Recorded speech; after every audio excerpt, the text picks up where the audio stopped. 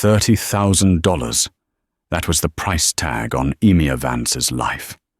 Betrayed by her own alpha and sold like cattle to settle a gambling debt, Emia thought her life was over.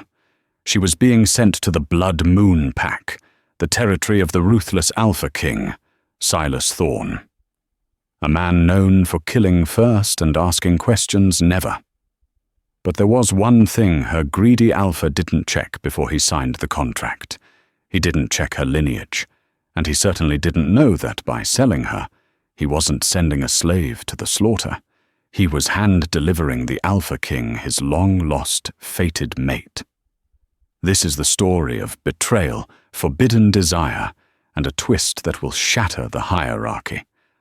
Stay tuned. The rain in the Silver Creek territory didn't wash things clean. It only made the mud deeper. Emia Vance shivered, her thin, grey t-shirt clinging to her skin like a second, freezing layer.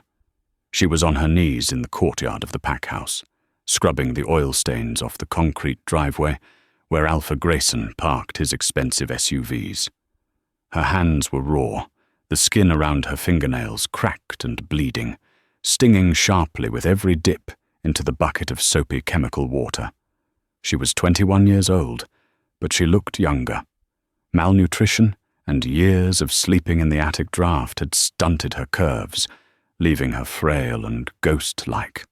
In the Silver Creek pack, she wasn't just an Omega, she was the punching bag, the orphan whose parents had died in a rogue attack, owing the pack money, a debt Grayson claimed she was still working off 10 years later. "Mr. Spot, Vance," a voice sneered from the porch. Emia didn't look up. She knew that voice. It was Marcus, Grayson's son, and the pack's future tormentor-in-chief. He kicked the bucket of dirty water over, the slush washing over Emia's knees. "Clean it up," Marcus laughed, lighting a cigarette. "Dad's expecting guests, high rollers. If this driveway isn't spotless, you sleep outside tonight." Emia bit the inside of her cheek until she tasted copper. She didn't cry. She had learned long ago that tears only excited them. She simply reached for the rags and began to sop up the mess. But the guests arrived sooner than expected. 3 black Escalades with tinted windows roared up the driveway, their engines purring with a menacing, deep rumble that vibrated in Emia's chest. These weren't the usual rusted trucks of the neighboring packs. These vehicles screamed wealth and power. They bore the insignia of a red moon eclipsed by a black wolf silhouette. Emia froze. Her wolf, usually dormant and silent due to the wolfsbane Grayson slipped into her food, whimpered in the back of her mind. Danger. The Blood Moon Pack. Alpha Grayson burst out of the front door, buttoning a suit jacket that was too tight around his paunch. He looked sweaty, nervous. "Emia, get out of sight. No, wait." He stopped, his eyes narrowing as they landed on her shivering form. A cruel, calculating grin spread across his face. "Actually, stand up. Come here." Emia scrambled to her feet, wiping her hands on her jeans. "Alpha!" "Shut up and look down," Grayson hissed, grabbing her upper arm with a grip that promised bruises later. He dragged her toward the lead SUV just as the back door opened. A man stepped out. He wasn't the Alpha King. Emia knew the legends of King Silas Thorne. He was a giant, a monster of muscle and scars. This man was leaner, dressed in a sharp charcoal suit with glasses perched on a severe nose. But the aura rolling off him was suffocating. He was a beta, but he carried enough authority to crush a minor alpha like Grayson. "Beta Kevin," Grayson said, his voice trembling slightly. "I didn't expect you personally." "The king does not tolerate lateness, Grayson," Kevin said, his voice smooth and cold. He glanced around the dilapidated pack house with open disgust before his eyes landed on Emia. He didn't look at her face. He looked at her as if she were a piece of furniture. "Is this the collateral?" Emia's heart hammered against her ribs. Collateral? Grayson shoved her forward. She stumbled, nearly falling into the mud near Kevin's polished dress shoes. She's young. Healthy. Can work the fields or the kitchens. She's an Omega, but she's resilient, Grayson pitched, sounding like a used car salesman. For the 50,000 I owe. Kevin adjusted his glasses. You owe 70,000, Grayson. Interest accumulates. 70, Grayson choked out. He looked at Emiya, then back at the beta. Take her. She's worth at least that. She's obedient. Emiya felt the world tilt. She found her voice, a raspy whisper. You're selling me? Silence! Grayson backhanded her. The blow knocked her to the ground, ringing in her ears. Kevin watched the violence with zero reaction. He pulled a tablet from his jacket. The king has no need for more kitchen staff. However, our mines in the north are short on labor. She is small enough to fit in the narrower shafts. Mines. The northern mines were a death sentence. Wolves went in, and they died of lung rot or collapse within 2 years. Please, Emiya gasped, looking up at Grayson. Alpha, please. I've worked for you my whole life. Don't send me there. Grayson didn't even look at her. He was looking at the tablet Kevin was holding. Does this clear the debt? It clears the principal, Kevin said, tapping the screen. We will take the girl. You have 1 month to come up with the remaining 20,000 in interest, or the king will come for your territory next. Kevin snapped his fingers. 2 massive enforcers stepped out of the SUV. They grabbed Emiya by the arms, hauling her up like a rag doll. No, no, let me go, she screamed, thrashing. But she was weak, starving, and exhausted. They dragged her toward the black car. As they shoved her into the leather-back seat, she locked eyes with Grayson one last time.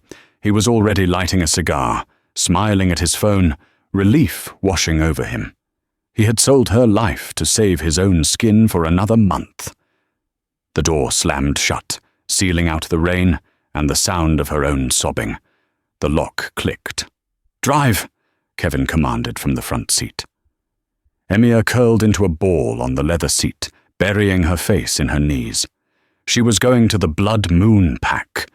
She was going to the domain of Alpha King Silas Thorne, the man known as the Butcher of the East. She wouldn't last a week. She closed her eyes and prayed for a swift death. She had no idea that she was heading toward the only person on Earth who could keep her alive. The drive took 6 hours. Emiya spent the first 2 crying silently, and the last 4 in a state of numb dissociation.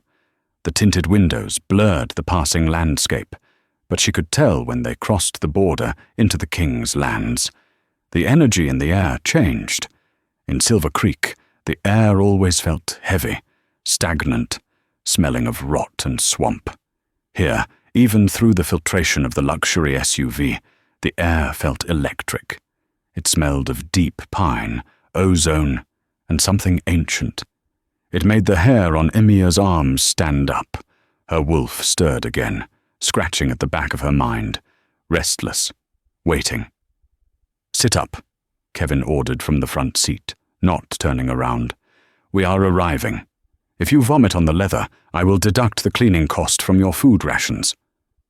Emiya swallowed hard and sat up. The trees had parted to reveal a massive iron gate, easily 30 feet tall, flanked by stone guard towers.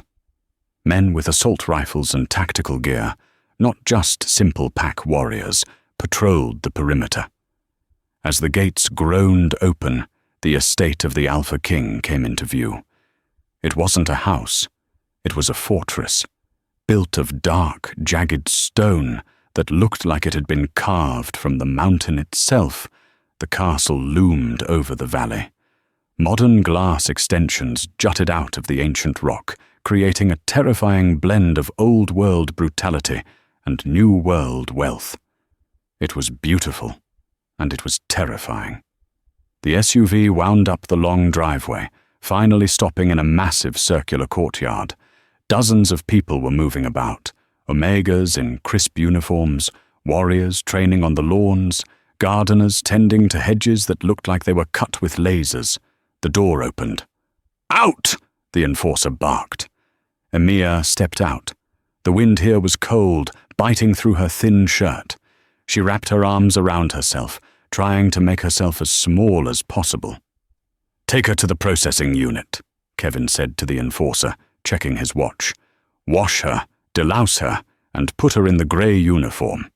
Then bring her to the Great Hall. The king wants to inspect the new acquisitions personally tonight." Emiya's blood ran cold.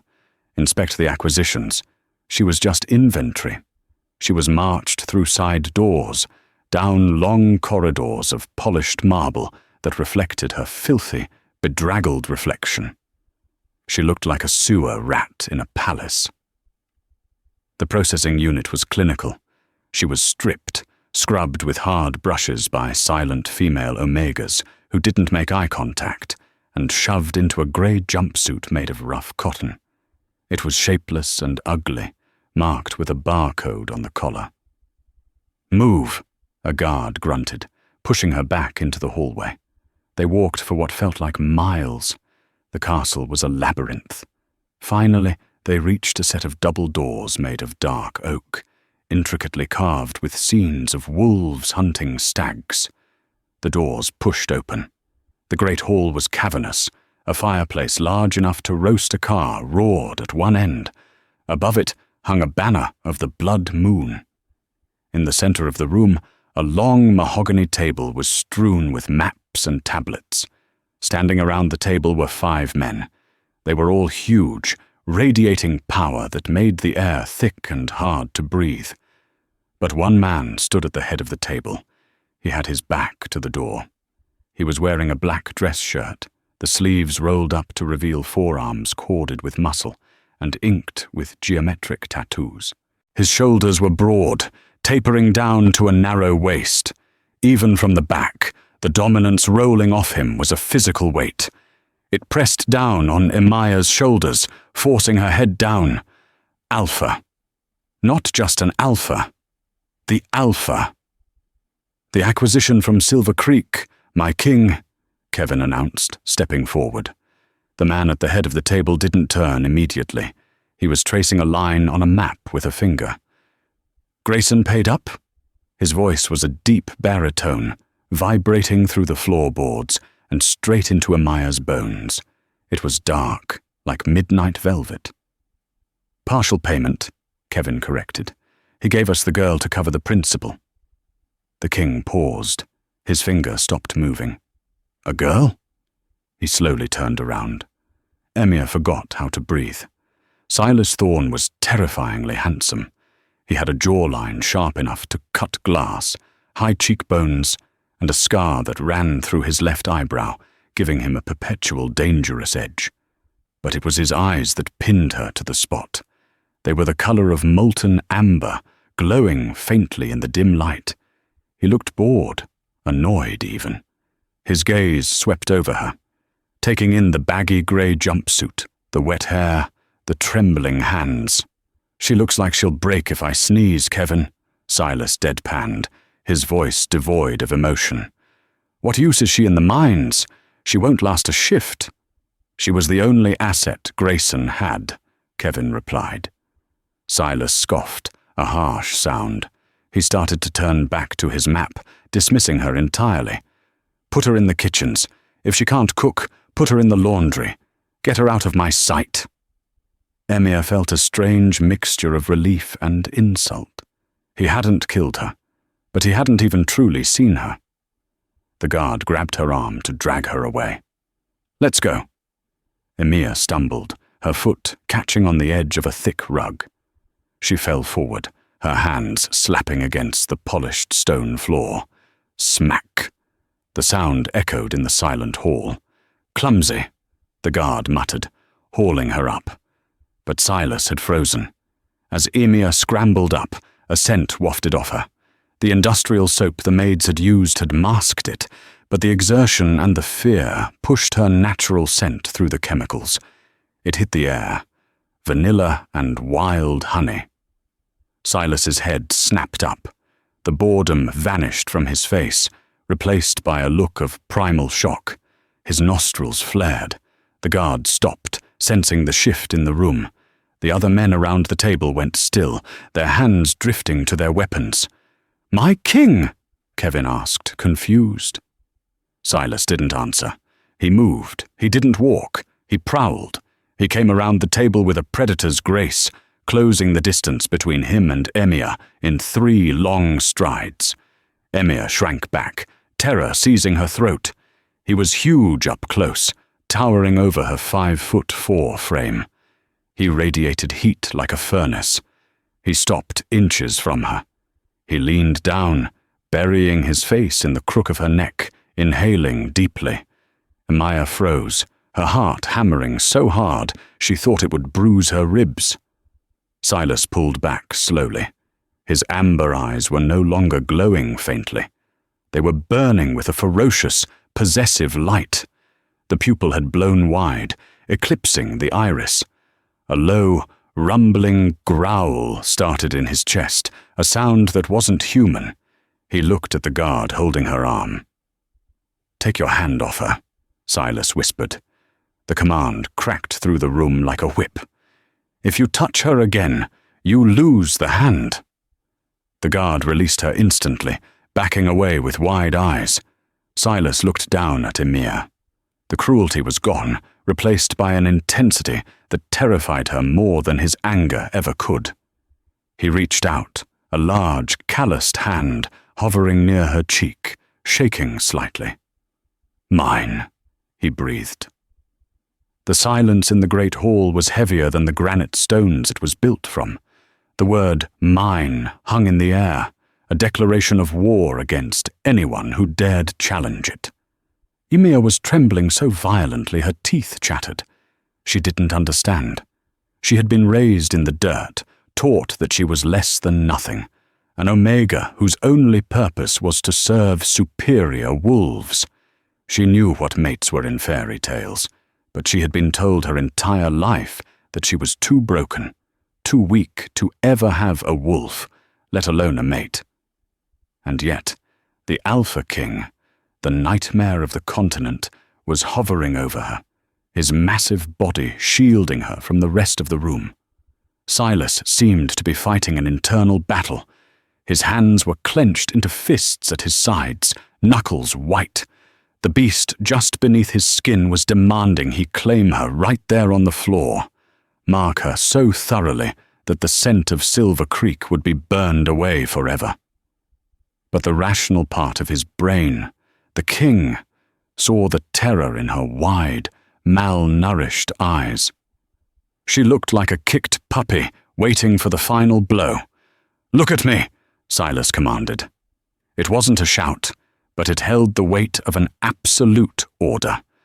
Emir flinched but forced her eyes up. Looking an alpha in the eye was forbidden in Silver Creek, punishable by a whipping. But disobeying this man felt like immediate death. When her grey eyes met his burning amber ones, Silas felt a jolt that nearly brought him to his knees. It was an electric current, a soul tether snapping into place. It was the purest feeling he had ever known in his centuries of blood and war. But she felt nothing. He could see it. Just fear. A growl rumbled low in his throat, directed not at her, but at the situation. Why wasn't she reacting? Why wasn't her wolf clawing to get to his? He reached out slowly and placed a large hand on her shoulder. The moment his skin touched hers, sparks erupted across his palm. It was intoxicating. Emir gasped and jerked back, her hand flying to her shoulder as if burned. "Please," she whispered, her voice cracking. "I'll work in the kitchens. I'll do laundry. I promise I won't mess up. Please don't hurt me." Silas looked as if she had stabbed him. He pulled his hand back slowly. "Hurt you?" he repeated, his voice rough like grinding stones. "Who told you I would hurt you?" "Alpha Grayson said. He said if I wasn't useful, you'd feed me to the enforcers." The temperature in the room dropped 10 degrees. Silas slowly stood up to his full height. He turned his head toward Beta Kevin, who was looking pale. "Kevin," Silas said, his voice terrifyingly calm. "Get Grayson on the phone, now." "My king," Kevin stammered, readjusting his glasses nervously. Is she satisfactory collateral?" Silas spun on his heel, his control snapping. He roared, a sound that shook the banners hanging from the ceiling beams. "She's not collateral. She is your queen." The declaration hit the room like a physical blow. The guards dropped to one knee instantly, heads bowed in submission. Kevin looked like he might faint. Ymir stared, horrified. Queen? This was some kind of cruel joke, a sick game before the execution. Silas turned back to her. The rage vanished from his face instantly, replaced by an intense, painful focus. He leaned down again, sniffing the air around her neck, trying to understand the lack of response from her. Underneath the delicious scents of vanilla and honey, he smelled it. It was faint, lingering in her sweat and pores, something bitter and metallic. Wolfsbane. His eyes narrowed into slits. He reached out, faster this time, and grabbed her wrist. It was stick-thin. He could circle it with his thumb and forefinger. He pressed his thumb against her pulse point. It was racing, thready, and weak. He closed his eyes and tried to push his consciousness toward hers, tried to open the mind link that should exist between fated mates. Nothing. It was like hitting a brick wall. Her inner wolf wasn't just quiet, it was comatose. "How long?" Silas demanded, opening his eyes. Ymir blinked, tears finally spilling over. "How long what, sir? How long have they been drugging you?" I don't know what you mean. I take my vitamins. Alpha Grayson gives them to all the Omegas every morning to keep us from getting sick." A dark realization dawned on Silas. It wasn't just abuse. It was systematic suppression. Grayson had been dosing her with low-grade wolfsbane for years to keep her wolf dormant, to keep her weak and docile. A fury deeper than anything he had ever felt began to rise in Silas's chest. They had taken his mate, starved her, beaten her, and poisoned the very essence of who she was. He scooped her up into his arms. She weighed nothing. She let out a small squeak of surprise, her body stiff as a board against his chest. "Kevin!" Silas barked over his shoulder as he strode toward the grand staircase at the end of the hall. "Call Dr. Orris. Tell him to meet me in the penthouse. Immediately." "The penthouse, sire?" Kevin asked, stunned. "But that is your private—" "Did I stutter?" Silas growled, not breaking his stride. He carried Ymir out of the great hall, past the stunned guards, and up the wide marble staircase that led only to one place, the Alpha King's private sanctuary, where no one else was permitted to enter. Ymir had never seen luxury. Her world was grey concrete, threadbare blankets, and food scraps. The king's penthouse was a world of glass, dark wood, and soft, deep textures. He carried her through a living area, larger than the entire Omega barracks back in Silver Creek, through double doors into a bedroom dominated by a bed that looked like a cloud. The far wall was entirely glass, overlooking the sprawling territory and the mountains beyond, bathed in the moonlight. Silas set her down on the edge of the massive bed. The mattress was so soft she felt like she was sinking into it. She immediately scrambled backward, pressing herself against the velvet headboard, pulling her knees to her chest. Silas stood by the bed, his presence filling the room. He looked out of place in this refined space. He was too big, too savage, a wild thing indoors. "You are safe here," he said, his voice deep and resonant in the quiet room. He seemed to be trying very hard to speak softly. Ymir didn't believe him. "Why did you bring me here? The servant quarters are downstairs." "You are not a servant," Silas said, a muscle twitching in his jaw. He ran a hand through his dark hair, frustrated. He didn't know how to handle something so fragile. He was used to breaking things, not fixing them. "You are my mate, Emiya." Hearing her name on his lips sent a strange shiver down her spine. I don't understand. I can't be. I'm nobody." "You are everything," he corrected fiercely. He took a step toward the bed, and she flinched hard. He stopped immediately, a look of pained frustration crossing his face. "Stop doing that. I am not going to strike you. I will never strike you." He backed away slowly, holding his hands up in a placating gesture. "Are you hungry?" Emiya's stomach answered for her with a loud, embarrassing growl. She hadn't eaten since yesterday morning's gruel. She blushed, looking down at her knees. Silas pulled a sleek phone from his pocket and tapped out a message. A minute later, he walked over to a minibar area and poured a glass of water from a crystal pitcher. He brought it to the bed, setting it on the nightstand within her reach, taking care not to get too close. "Drink. Food is coming." She hesitated, then grabbed the glass with shaking hands and downed it in one gulp. It was cold and clean, not tasting of rust like the water back home. A knock at the door made Emiya jump. "Enter," Silas called. A man in a smart tweed suit hurried in, carrying a leather medical bag. He was older than Silas, with kind wrinkles around his eyes and graying temples. This was Dr. Aris Thorne, the pack physician, and Silas's uncle. He was one of the few people alive who didn't fear the king.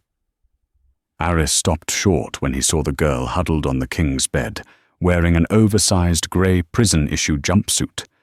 He looked from her to Silas, his eyebrows raising. "So the rumors are true," Aris murmured. "The scent in the hallway is undeniable." "Check her," Silas commanded, pacing by the window. "Grayson has been feeding her vitamins for years. She thinks they keep her from getting sick." Aris's expression darkened instantly. He approached the bed slowly, setting his bag down. He smiled gently at Emiya. "Hello, my dear. I'm Dr. Aris. I'm just going to take a look at you, all right? I won't hurt you." Emiya nodded jerkily. She was terrified of Silas, but this doctor seemed harmless enough. The exam was quick but thorough. Aris checked her eyes with a light, listened to her heart, and gently examined her hands, frowning at the scarred knuckles and chemical burns from the cleaning solvents. Silas watched every movement from the window like a hawk.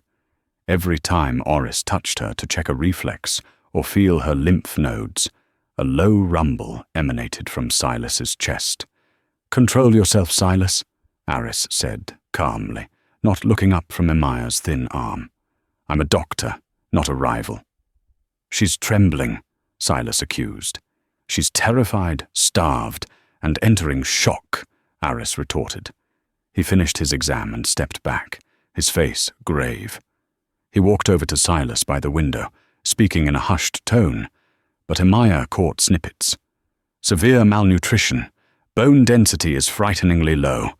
Evidence of multiple poorly healed fractures over the years." Silas's fists clenched and unclenched at his sides. "But the poisoning is the real issue," Aris whispered harshly. "Silas, the levels of aconite in her blood are staggering. She's built up a tolerance, but it's suppressed her wolf completely. It's a miracle she's alive." "Fix it," Silas demanded. "Flush it out of her system." Aris shook his head. "I can't. Not quickly. Her human body is too weak.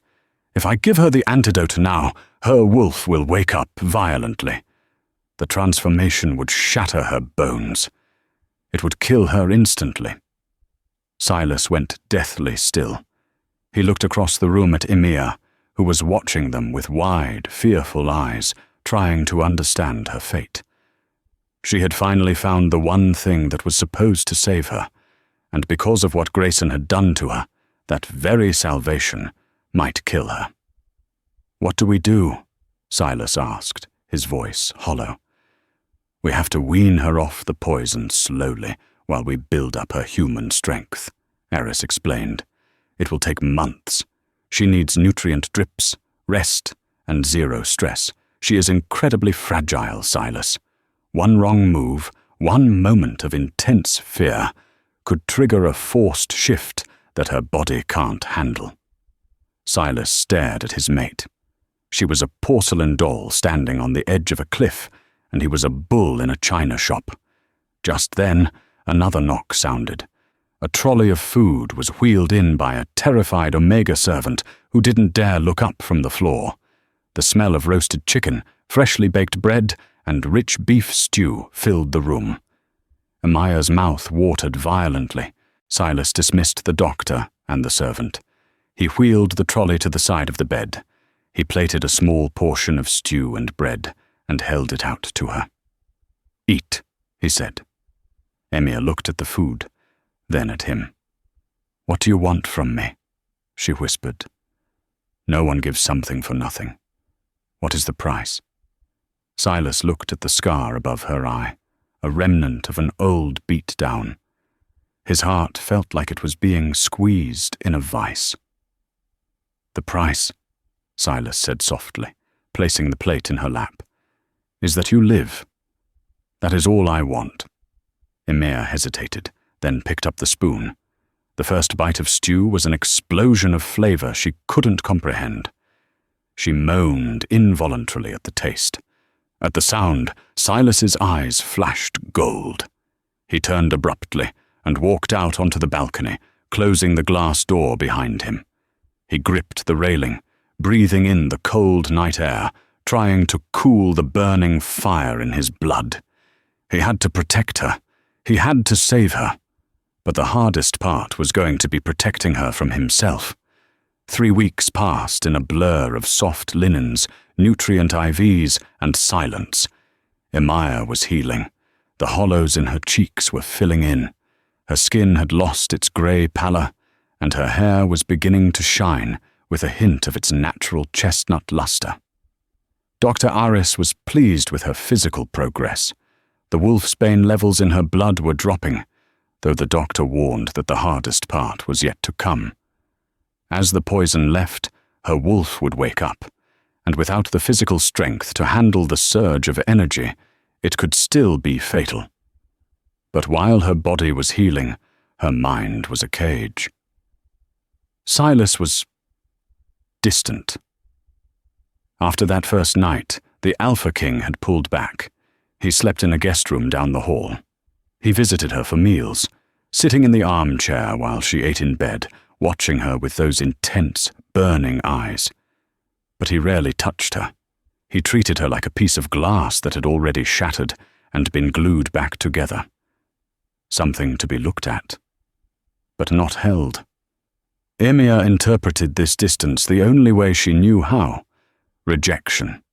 She wasn't his mate, she was a charity case, a broken toy he had bought and was now regretting.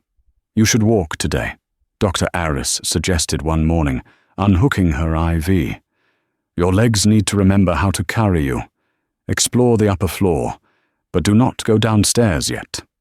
The king, he prefers you stay in the private quarters." Emia nodded obediently. But obedience was becoming suffocating. That afternoon, she ventured out of the bedroom. The penthouse was massive, a silent museum of wealth. She found a library filled with leather-bound books and a grand piano that looked like it hadn't been played in decades. She was tracing the dust on the piano keys when the elevator dinged. Emia froze. Silas never used the elevator during the day. He was always in meetings in the war room. The doors slid open and a woman stepped out. She was stunning. Tall, with cascading blonde hair and a body that looked like it had been sculpted to perfection. She wore a tight red dress that cost more than Emia's entire existence.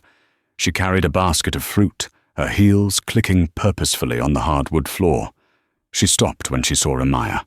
Her blue eyes raked over Amaya's simple lounge clothes, soft sweatpants and a t-shirt Silas had provided. "So," the woman said, her voice like honey laced with arsenic. "This is the stray Silas brought home." Ymir instinctively crossed her arms, trying to hide herself. "Who are you?" The woman laughed, a tinkling, cold sound. She walked over, placing the fruit basket on the piano. "I'm Vanessa LaGrange. My father is the Beta of the Western Council, and I'm the woman who usually warms the king's bed." Ymir felt the blood drain from her face. Of course, a man like Silas, a king, wouldn't be alone. He would have women like Vanessa. Powerful, beautiful, whole wolves, not broken omegas. "I didn't know," Ymir whispered.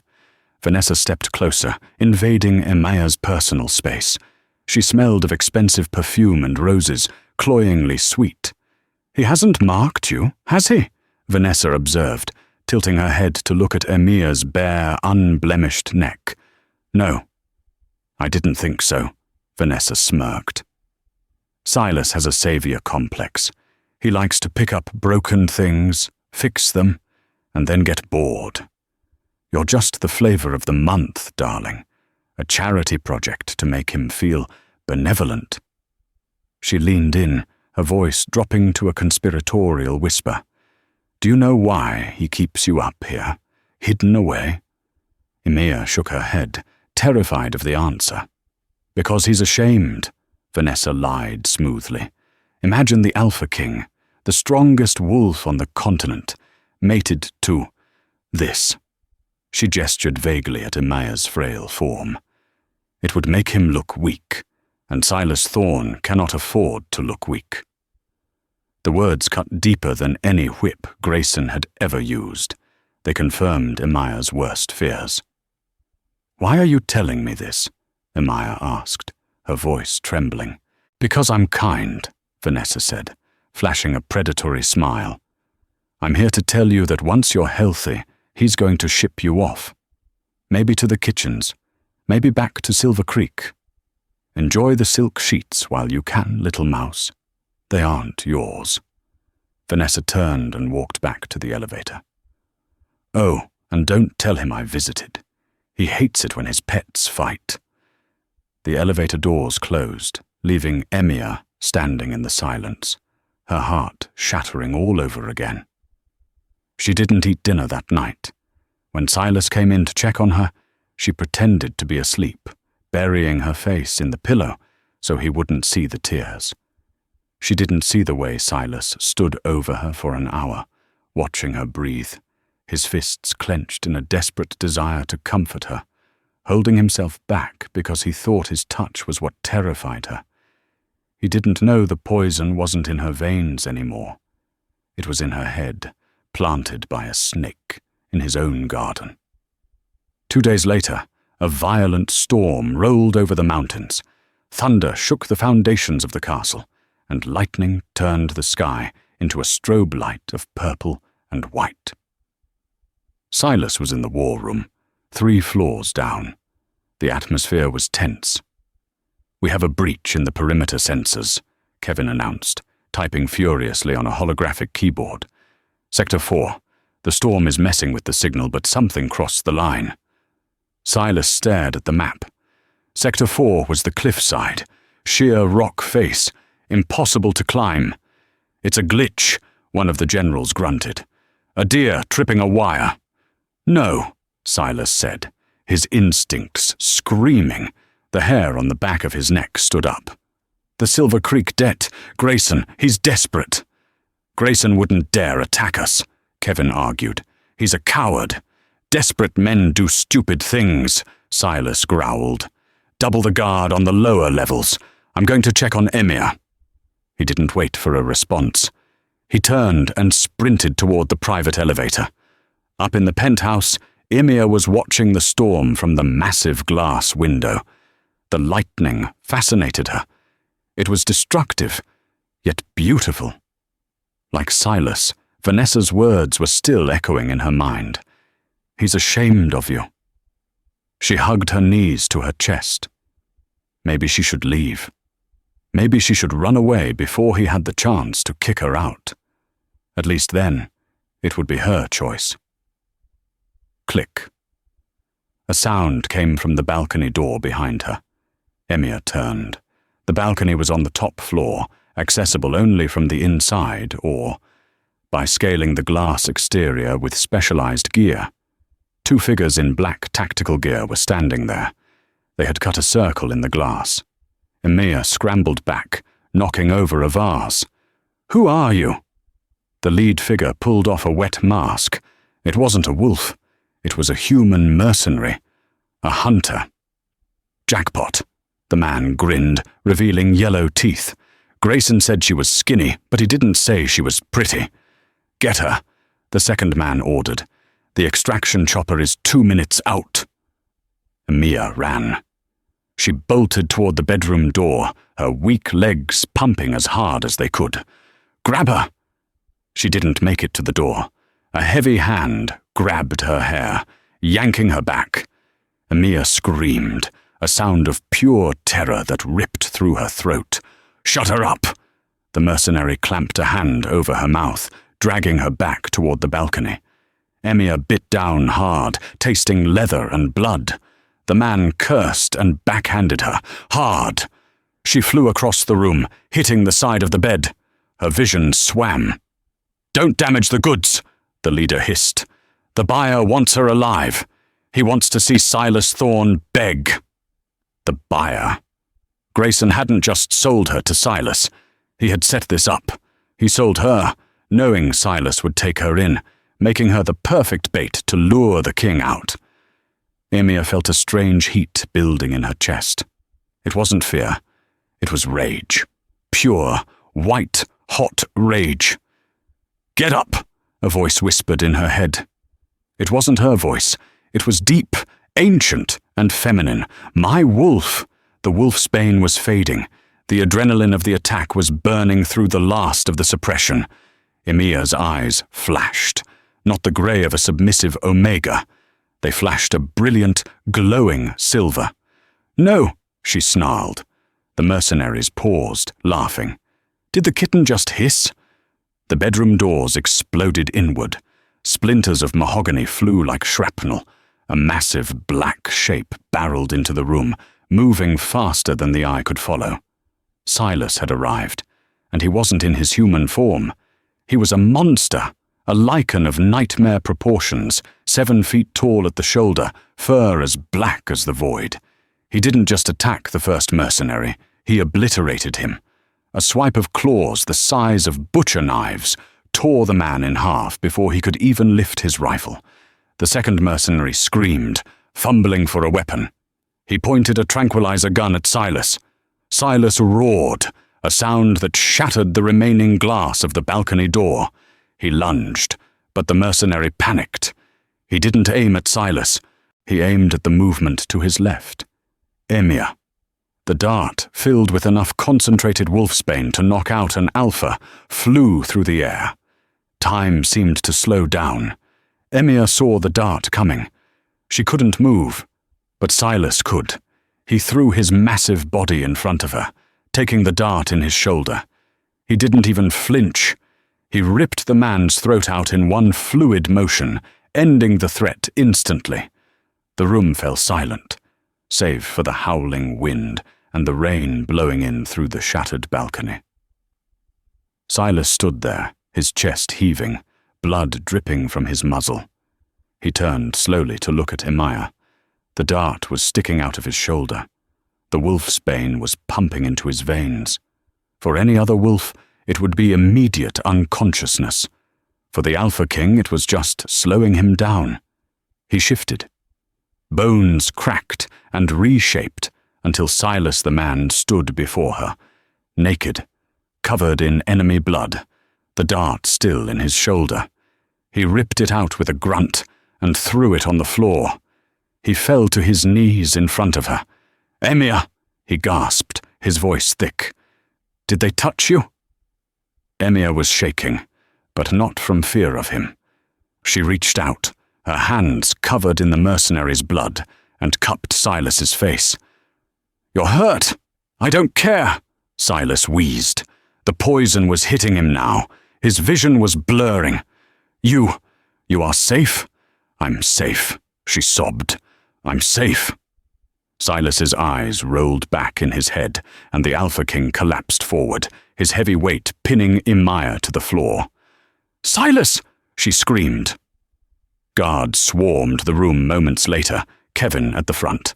They found their king unconscious, and the weak Omega girl holding his head in her lap, growling at anyone who came too close with eyes that glowed a fierce, protective silver. Her wolf had awoken, and her first instinct wasn't to run. It was to kill anyone who touched her mate. The infirmary smelled of antiseptic and ozone. Silas lay on the bio-bed, his skin pale, veins pulsing with black streaks as his body fought the concentrated wolfsbane. Emir sat beside him, holding his hand. She hadn't moved for 6 hours. She hadn't eaten. She hadn't slept. The room was crowded. Beta Kevin was pacing. General Torian was sharpening a knife in the corner, and Vanessa was standing by the door, her arms crossed, watching Imaya with cold calculation. "He's not waking up," Vanessa said, her voice sharp. "We need to prepare for the succession. If the king dies—" "He won't die," Imaya said. Her voice was quiet, but it didn't tremble.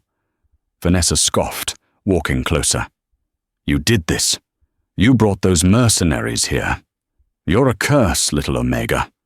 A Trojan horse sent by Grayson to destroy the Blood Moon Pack from the inside." Kevin stopped pacing.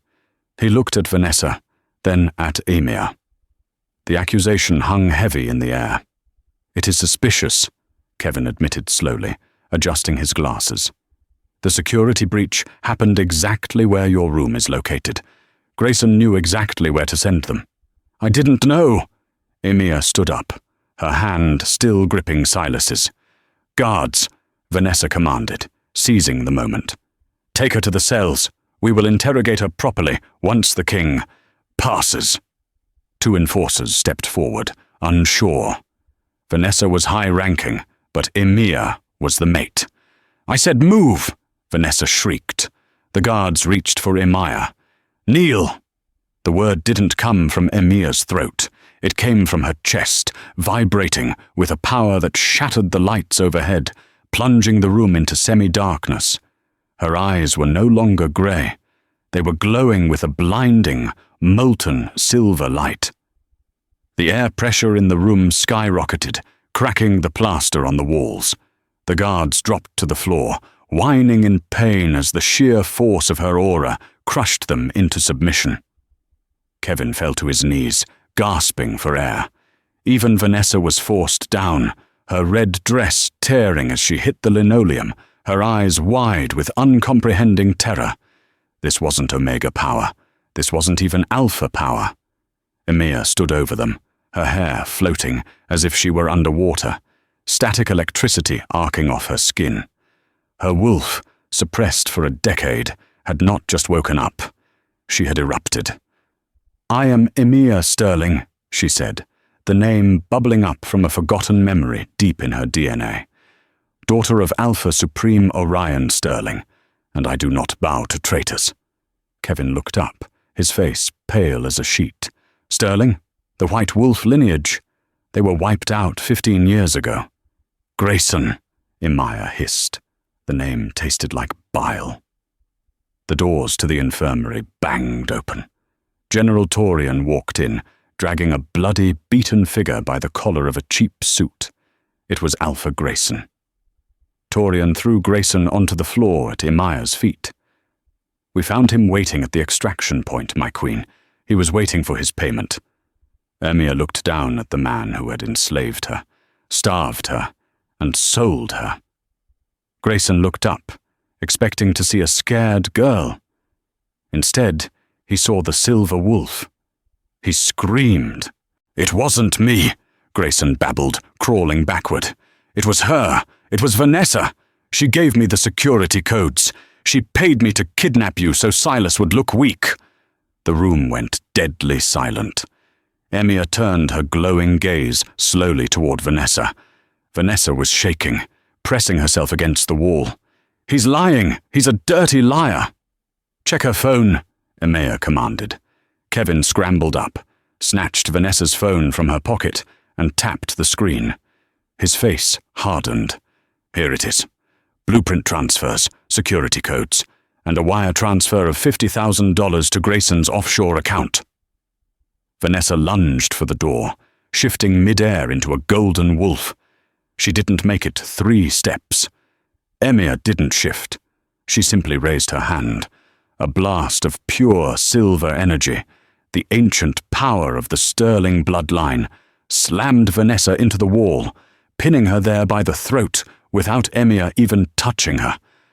"You tried to kill my mate," Emia said, her voice echoing with the fury of 1,000 ancestors, "and for that, you forfeit your life." "Emoya." The voice was weak, barely a whisper. The glowing silver in Emia's eyes faded instantly, returning to soft grey. The pressure in the room vanished. Vanessa slumped to the floor, unconscious. Emia spun around. Silas was awake. He was propped up on his elbows, watching her with a look of absolute awe. His healing factor had finally burned through the poison. "Silas!" Emia rushed to him, burying her face in his chest. He wrapped his arms around her, burying his nose in her hair. "I heard you," he rasped. "I felt you. The Silver Wolf." He looked over Emia's shoulder at Kevin. "The Sterling line." "It appears so, my king," Kevin said, bowing lower than he ever had before. "Grayson stole her when she was a pup after the Sterling massacre. He hid her lineage to suppress her power and use her as a slave. He didn't know he was harboring a queen of the old blood." Silas looked at Grayson, who was currently trying to play dead in the corner. "Torian," Silas said, his voice cold and returning to its full strength. "Take Grayson to the dungeons. I want him to live a very, very long time. I have 10 years of my mate's suffering to repay him for." "And the woman?" Torian asked, gesturing to Vanessa. "Exile," Emia said, standing up. She looked at Silas for confirmation. He nodded, deferring to her judgment. "Strip her of her rank. Cast her out as a rogue. Let her see what it is like to be powerless in the wild." As the guards dragged the traitors away, the room emptied, leaving only the king and his queen. Silas swung his legs off the bed. He winced, but stood up, towering over her. But this time the dynamic had changed. He didn't look at her as a fragile thing to be protected. He looked at her as an equal, a partner. He took her face in his hands. "I thought I bought a debt," he whispered, leaning his forehead against hers. "I didn't know I was saving the only thing in this world more powerful than me." Emia smiled, placing her hands on his chest, feeling the steady, strong beat of his heart. "You didn't save me, Silas. You woke me up." He kissed her then. It wasn't gentle. It was a searing seal of their bond, a promise of a reign that would shake the foundations of the werewolf world, the Butcher King and the Silver Queen. Outside, the storm had passed. The moon broke through the clouds, shining full and bright. And for the first time in 10 years, Emia Vance didn't just survive the night. She ruled it. And that is how the girl worth $30,000 became the queen priceless beyond measure. Grayson thought he was selling a slave, but he ended up crowning the most powerful Lunar history has ever seen. Vanessa learned the hard way that you never corner a wolf, especially one that has been quiet for too long. What do you think? Did Vanessa deserve exile, or should Emia have taken a darker revenge? And if you were Emia, could you ever forgive the world that treated you like dirt? Let me know in the comments below. If you enjoyed this story of betrayal, karma, and fated mates, please smash that like button. It really helps the channel. Don't forget to subscribe and hit the bell icon so you never miss the next episode of the Alpha Chronicles. Thanks for watching, and see you under the next full moon.